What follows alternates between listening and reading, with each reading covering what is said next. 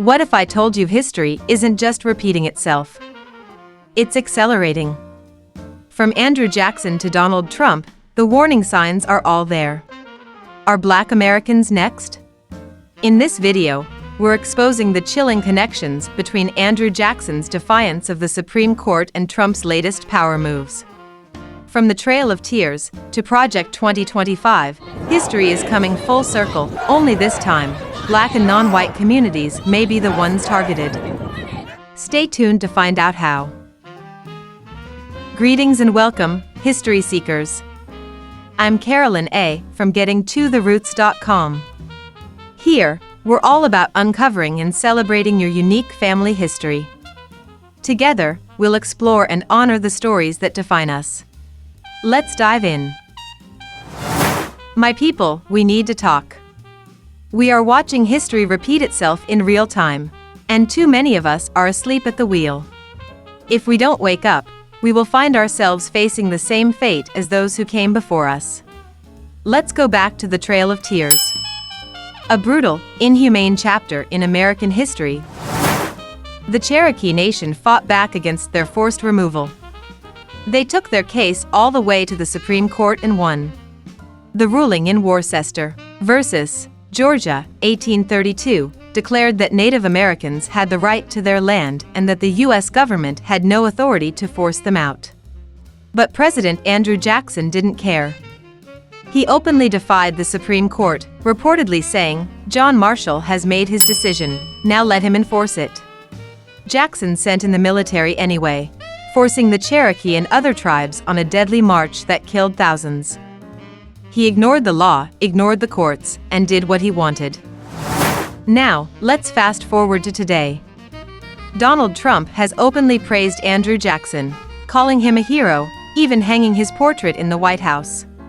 Trump has repeatedly challenged the courts, disregarded rulings, and pushed policies that strip rights away from non-white communities. When he lost the 2020 election, he tried to overturn it.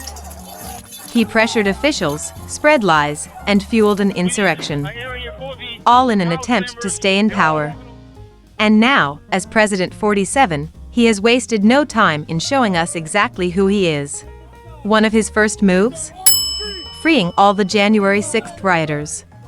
Yes, the very people who stormed the Capitol, who beat police officers, threatened lawmakers, and tried to overthrow democracy, are now walking free because Trump called them patriots. And what did he say about that violent, bloody day? We had an election that was stolen from us. It was a landslide election. We have to have peace. So go home. We love you. You're very special. You've seen what... He called it a day of love. Of course, it was a day of love for him. Because those rioters weren't just there for a protest. They were fighting to make him a king. They pledged their loyalty, destroyed property, and attacked anyone who stood in their way. All in his name. And let's be clear, this isn't just about Trump. Members of Congress are pretending to be shocked by his actions, but they knew this was coming. They stood by as he praised white supremacists, threatened the rule of law, and encouraged mob violence. They heard him say he would pardon the rioters, and now they want to act surprised? They knew exactly what he would do. But let's not forget who these people really are.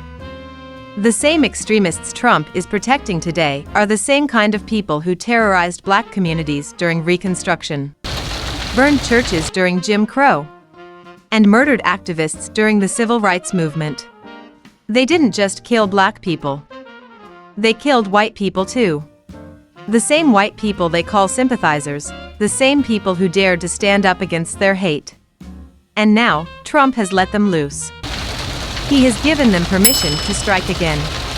So, ask yourself, now that Trump is President 47, what stops him from disregarding the courts again? He has already fired officials who don't align with his agenda, gutted government agencies, and surrounded himself with people who will do whatever he says, no matter how dangerous. If Andrew Jackson ignored the law to remove Native Americans, what makes you think Trump won't ignore the law to remove us? They've already set the stage. The Department of Education is on the chopping block. Trump recently announced plans to dismantle the Department of Education immediately and shift its responsibilities elsewhere. This means black and non-white children will be left without resources, left uneducated, left powerless. And don't think this is just an accident. A people who cannot read, who cannot think critically, who have no skills. Those are people who can be controlled, exploited, or discarded. They are stripping our children's futures away, and most of us are too distracted to see it happening. And what about our health? If they aren't killing us in the streets, they are killing us through healthcare neglect. Black children suffer from untreated asthma, diabetes, and malnutrition at alarming rates. Black mothers die in childbirth more than any other group. Black communities have the highest rates of preventable diseases because we don't get the same care.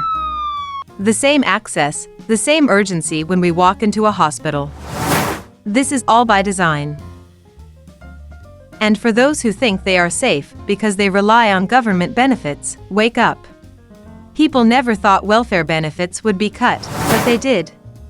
And now, everything is on the chopping block. If you're on Social Security, SSI, veteran benefits, housing vouchers, Section 8, and food stamps, you better come up with a plan because they are coming for you next. Medicaid is already being targeted for deep cuts, potentially leaving millions without essential healthcare services. This government has always found ways to push us into poverty, into homelessness, into death, and they are doing it again, right in front of our eyes.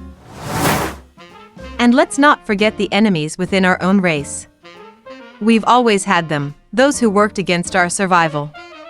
During slavery, they were called the House Negro. Today, they still exist under different names. These are the ones who stand with those in power, who sell us out, who betray their own for a seat at the table of oppression. They gaslight us, they tell us everything is fine while the system destroys us. We have to wake up. We have to act.